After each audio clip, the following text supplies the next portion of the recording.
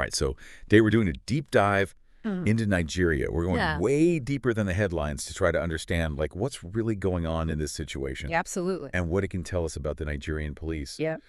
So we've got this really interesting article from the Vanguard. Right. It's a pretty big newspaper in Nigeria. Yes. And even the headline itself is kind of wild. It says, Shun disgraceful acts. AIG warns newly promoted officers. Headline. I know, right? Like, it makes you wonder what's going on. It really does. Like, right away, you're kind of thinking, like, what are these disgraceful acts? Exactly. That they're what are we talking about here? even talking about? Right. Yeah. Yeah. Because this isn't just some, like, regular speech. Yeah. This is coming from somebody high up, and it really seems like there's some serious concerns about the reputation of the police force. Exactly. It's almost like they're acknowledging that there's, like, a history of this stuff. Like, this isn't the first time. Yeah, and it makes you think, like, how bad is it? Exactly. Yeah. Well, and the article does get into specifics about, okay, what these disgraceful acts are. Yeah. Which I think is important because it's like, okay, what are we really talking about here? Yeah. So this AIG, Austin Agbonahor, right, he specifically calls out extortion, corruption, okay, and, like, violation of citizens' rights. Wow. Like, as major problems. And I think that's huge that he's coming out and saying this publicly. I know. You have to think, if they're doing that, like, it must be pretty bad. Pretty widespread. Yeah. Like, he feels like he needs to address it. Right. Yeah. It's not like a small Okay. little thing. So It kind of feels like he's saying, look, we have a problem, and it starts with us. Yeah.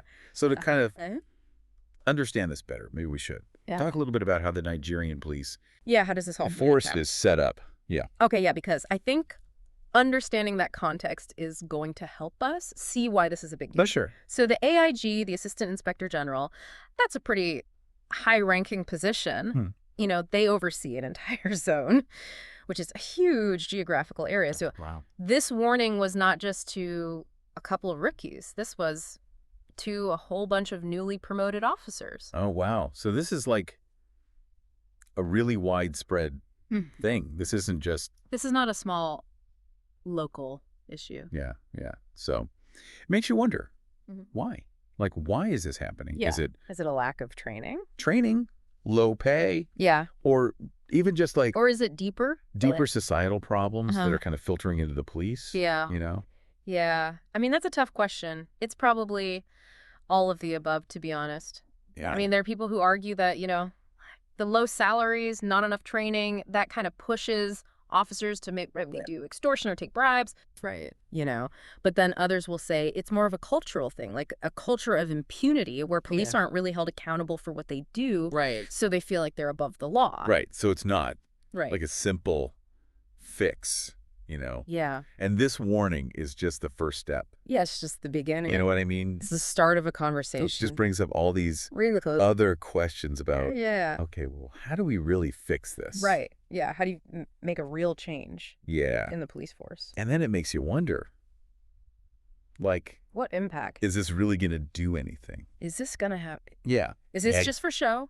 Or are they going to... Is there going to be action? Actually do something. Yeah. Right. Well, they do talk about promoting these community partnerships in the article. Okay. Which I think is interesting. Well, I mean, building trust.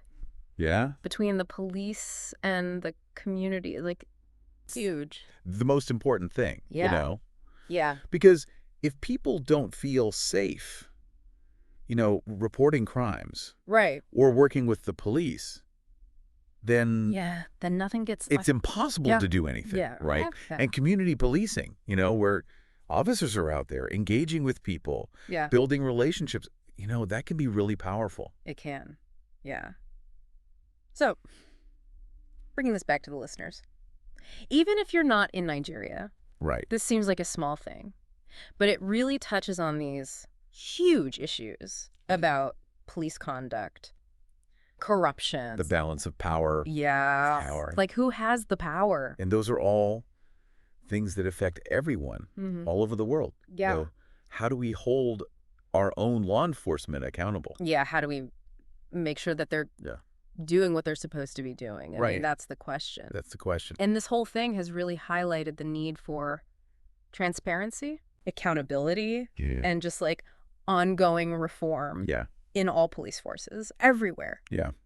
I think that's a really good point to end on, because this all leaves us with a pretty big question. It does. What measures can we actually take to make sure that... to make sure these warnings don't just disappear. Exactly. Like, how do we turn this into... How do we make a meaningful change? Real change. For a better society. Yeah, for everyone. All right, well, that's our deep dive for today. Thanks for listening. Everybody. We'll see you next time. See you next time.